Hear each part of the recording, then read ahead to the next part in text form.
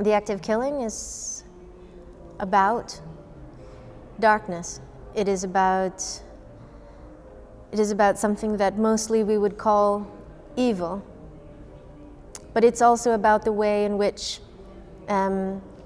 exactly this label. In Indonesia, the killings were celebrated. They were considered good. And yet, from the outside, we can see that's clearly evil. And there's a question about how do we find these descriptions and who agrees, who gets to decide if something is a good thing or an evil thing. Oftentimes people feel that there are a lot of documentaries that explore violence from the perspective of the victims and the survivors. And a lot of audiences like to feel that they are closer to the victims than to the perpetrators. But in fact, in many countries and in many places, most of us are actually closer to the perpetrators. And it was for this reason that we felt that there needed to be a film that actually talked specifically about perpetrators and about perpetrators who believed they were heroes. Because it's exactly this division between good and evil, which I don't actually, these are labels I don't really believe in, although I use them. I think it's exactly the process by which societies define this that the film challenges and questions.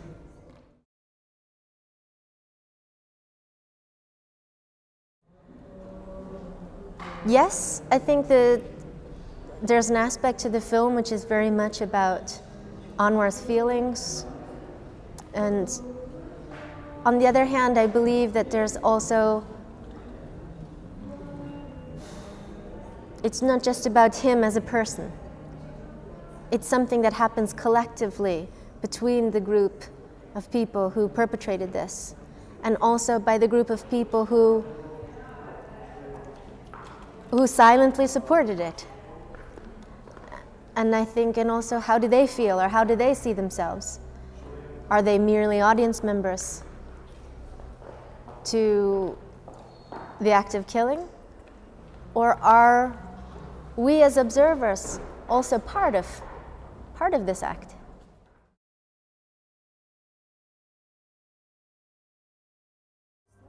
I guess I disagree with that. They're very different situations. In S21, Rithipan worked with people who were in a context where in Cambodia there is a tribunal that is active, that is prosecuting legally the leaders of the Khmer Rouge and people who were responsible for these mass killings. And that's a very different context to Indonesia, where it's very unlikely that there will ever be any tribunal, although it's been recommended by the Human Rights Commission in Indonesia. It's very unlikely. And so I suppose I disagree that they have no dignity. I believe that they do. In fact, dignity is different from pride, but actually they're incredibly proud, some of them. And but what the film explores is that over time, through making this film, I think they question their own pride.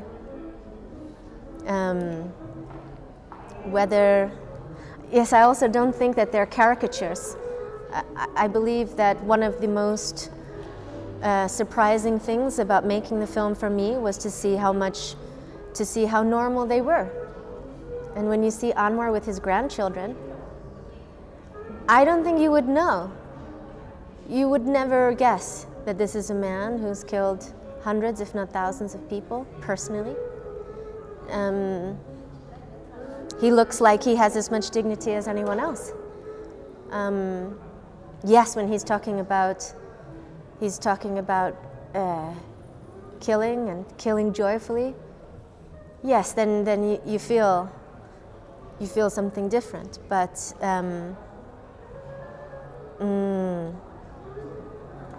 whether or not they have dignity, I don't know. I think it's much more complicated, maybe.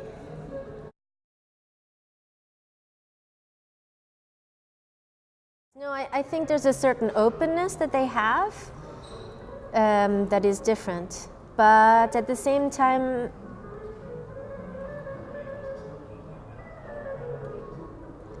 they're humans, and they have all the faults and some of the good characteristics of any human. And in fact, I think it's an important part of the film to feel that that one can relate to them on some level.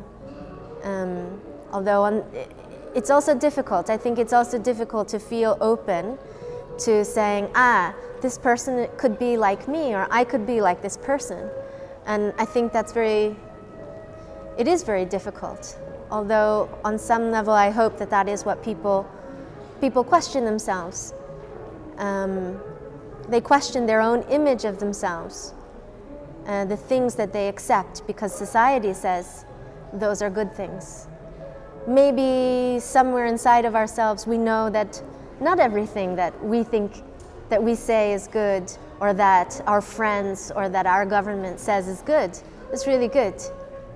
And in fact, I think we know that sometimes that's not true, but we don't admit it. And at least Anwar had the courage at some moment to admit this. He admits the doubts, and then he admits also that on some level he knew it was wrong. How complete that is, that's not redemption. That's not saying, I'm sorry for everything I've done. But it is, it's an important door to open.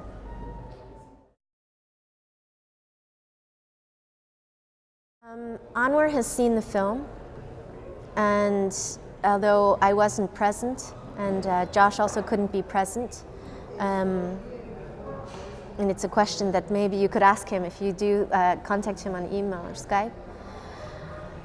But I do know that he was very moved by the film, that he stands by the film, and that it was very difficult for him to watch it.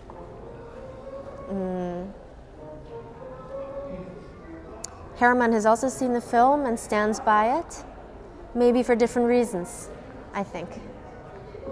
Many of the other people in the film, the kind of secondary characters, have not seen it, more for security reasons.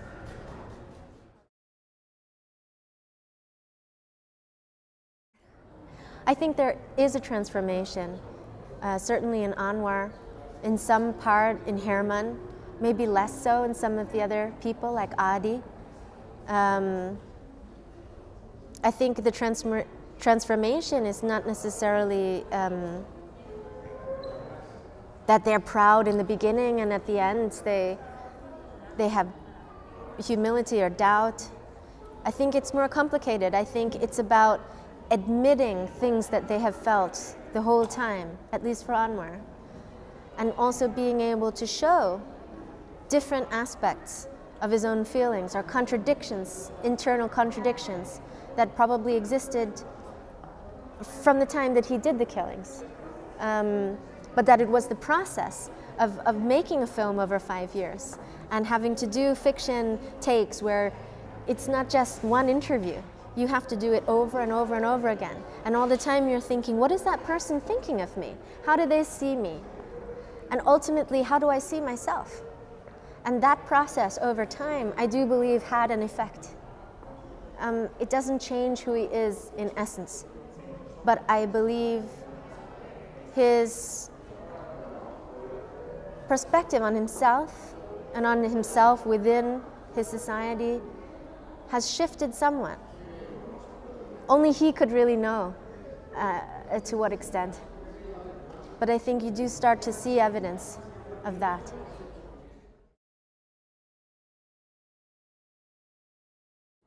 This is a better question for Josh because he's working more closely. There's a network of activists and cultural activists and political activists who are now using the film to really open up this issue in Indonesia. They've put on a number of screenings.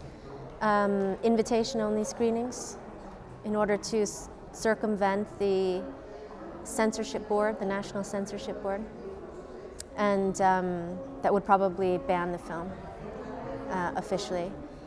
And the Human Rights Commission in Indonesia has made a report saying that they feel that this,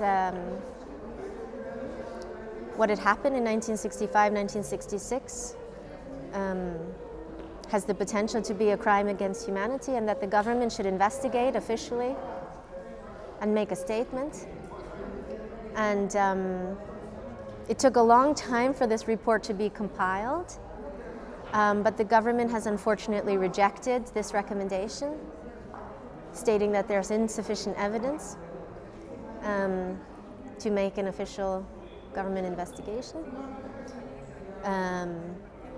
which is sad but not particularly surprising. But I think that there are seeds of change that are growing, and it will take a long time. But I believe that the response in Indonesia and in the Indonesian press shows that people are interested, and it's difficult to predict what will happen. But I believe that over time, that change will come. First, openness. First, a kind of frank debate about it, and then possibly some kind of reconciliation, but very slowly.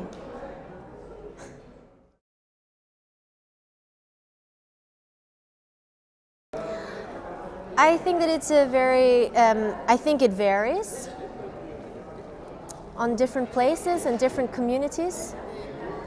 In America, you have Fox News, or you have different places where you can't tell the difference anymore between the sports announcer and the news person, because they speak in the same tone, as if everything was just a competition between conservatives and liberals, like a sports match.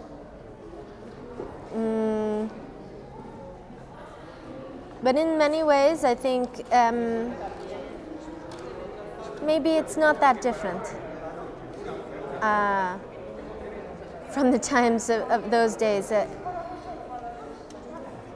In some places and in some instances, I think that the press is still very powerful, and also that many of the public don't really understand how it works and whose agendas they follow.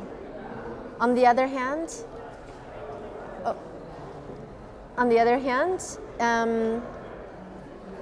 there are a lot of other voices that are being heard and have been heard for a long time.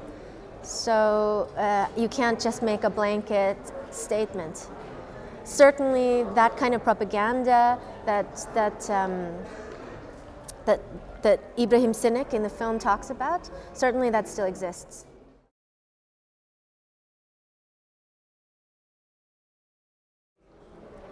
Whew, that's a big question. Yes, it's very lucky for us to be screening here in Madrid, to have the Spanish premiere of The Act of Killing in a very beautiful cinema that was once a slaughterhouse, which surprised me very much. As I said at the end of the screening this afternoon, one of our editors is Spanish, Ariadna Fatio Villas, and we emailed and talked in the morning, and she felt that The Act of Killing does have a special message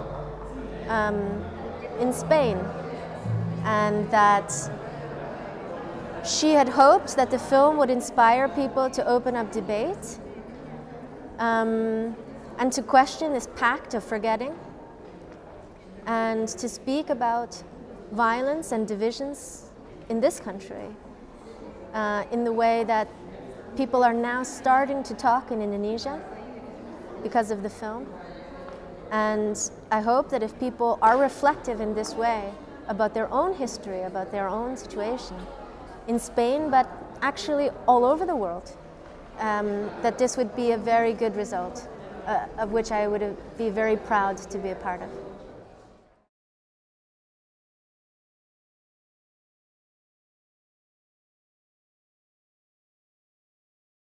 I do feel that films can change the way that history is viewed. Absolutely.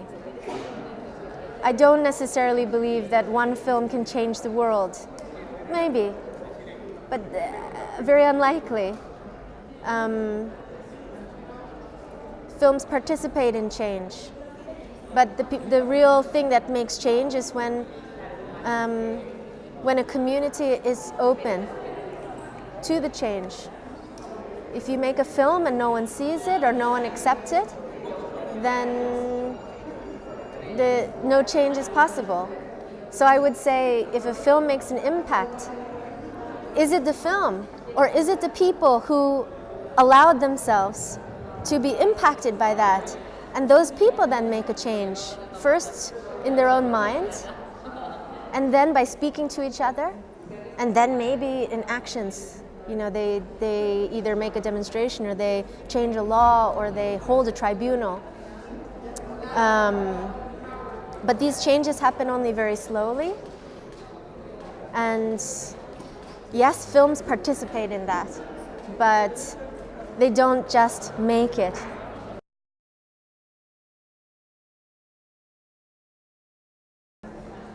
If the film were to win the main prize at the festival, I would feel humbled. I would feel very proud and happy. Not only for myself and the team, Josh and Cine, the producer, and Anonymous, the Indonesian director, but also for all the Indonesians that have made this possible. Our staff is the most courageous and most dedicated group of people I've ever known. And also for the people of Indonesia, who I hope do something positive with this start.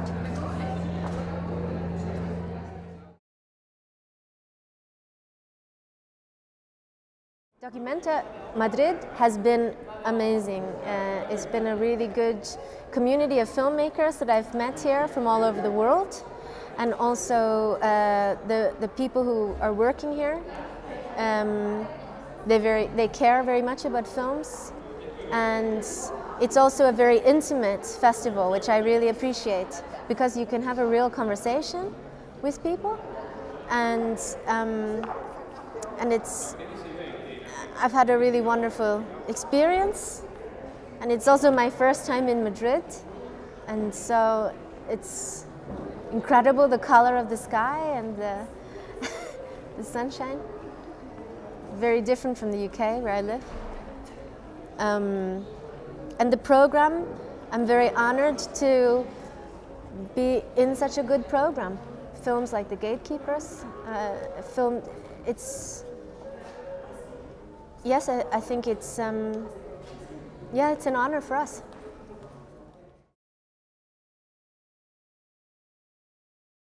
Okay, so now I have to go because I'm going to see No Man's Land, and yeah, it's time to go.